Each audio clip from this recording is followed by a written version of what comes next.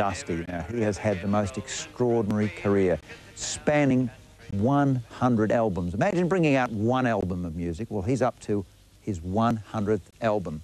We caught up with him at his place with, of course, his wife, Joy, and daughter, Anne. But there's nothing so lonesome, morbid or drear, than to stand in the bar of a pub with no beer. Now the publican's anxious for the quota to come, and there's a faraway look on the face of the bum. You've got a bit of the old-fashioned farm still happening? I think if you originally come from the country, you like to have a backyard or a little paddock that you can walk out in, and in particular at night, you can walk out, and if it's a bright night, you can see the stars and the moon, and you know, and just relax out here, and it keeps you pretty close to nature. Oh, yeah. Because there's so many artificial things in the towns and cities these days.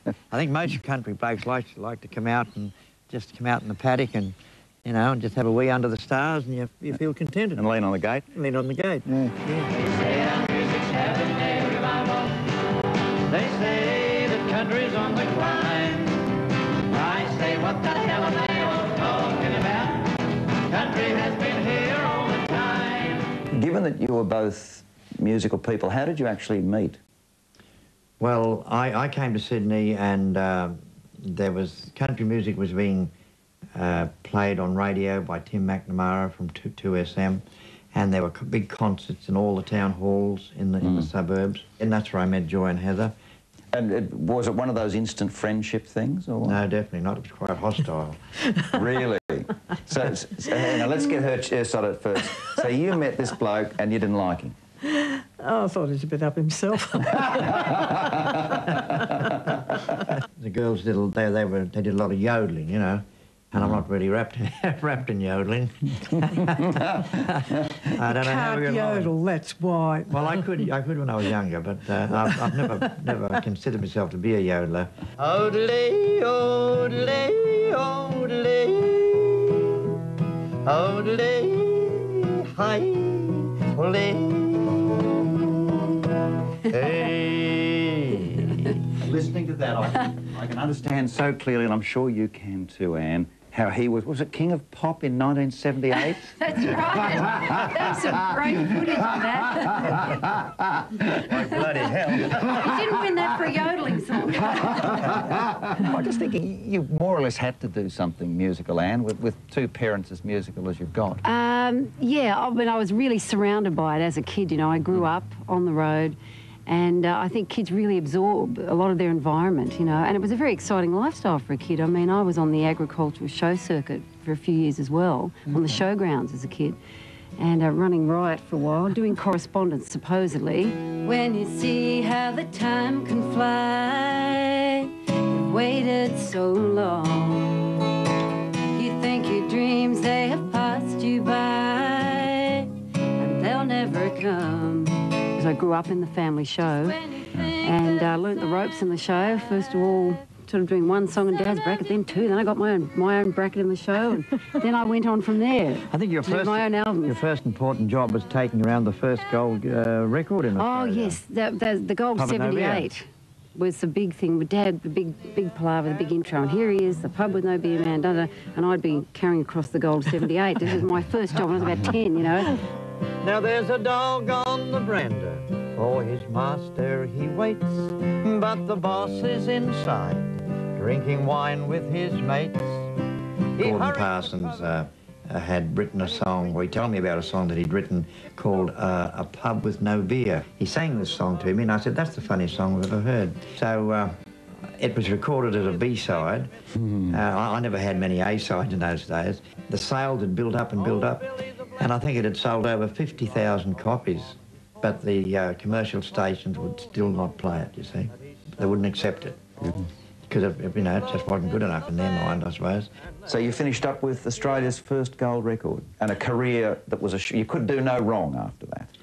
Well, it was sour grapes for so long, and it was such a great feeling. It was a great feeling. Well, at least I've shown the so-and-sos. But there's nothing so lonesome, morbid or drear, than to stand of that pub with no beer. That's fair dinkum, friend. A few years later, I mean, a few people said the pub was a fluke, but we had another fluke a few years later called Duncan. Well, it's pretty good having the studio on top of the garage here, but you've obviously done it up or something or changed it? Oh, yes, well, we've got better equipment in, and of course we've added the little drum booth over there, which makes our drummer very happy, and we've improved the kitchen a little bit. But the boys are very happy up here. Plenty of windows, plenty of daylight. And no matter how bad the song goes, you know that the fair lane is just underneath. Oh, yeah, you can take off in that any time. But posting that coal, hear that engine roll, keep the signals clear tonight. Women whine and song, I've had you too long, gonna lose my blues tonight. It's an Akubra, but what model is the hat?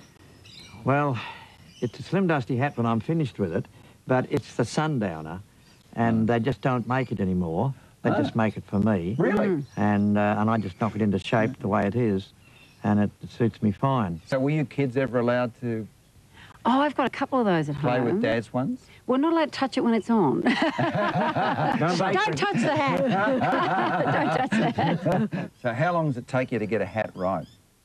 Very quickly, because I jump on it, drive over the top of it sometimes. About a week, and it's pretty well knocked about. As they call it, utes-ing the hat, where you drag it behind the ute. Or No, well, I think the hat's more important than me, because once I take the hat off, I'm not it. Well, that's good. So you're the invisible man in some respects. That's right. I can get away. John Williamson, it's a bit of a joke. John said, he said, what? He said, I put a hat on for disguise.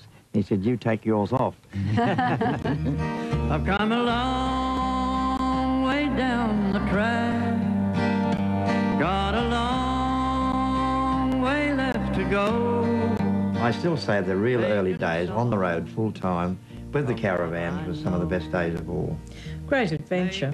And I suppose we took the show must go on bit a little too far sometimes when I think of how we, 6 nights a week, all the time. all the time, and no matter what condition the roads were, you tried to get through, and we haven't missed very many. I feel very, very grateful to the people out there for their support. That's the main thing.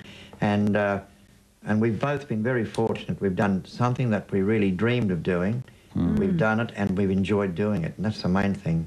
Looking forward, looking back, I've come a long way down the track, got a long way left to go, making songs from what I know, making songs from what I know, looking forward, looking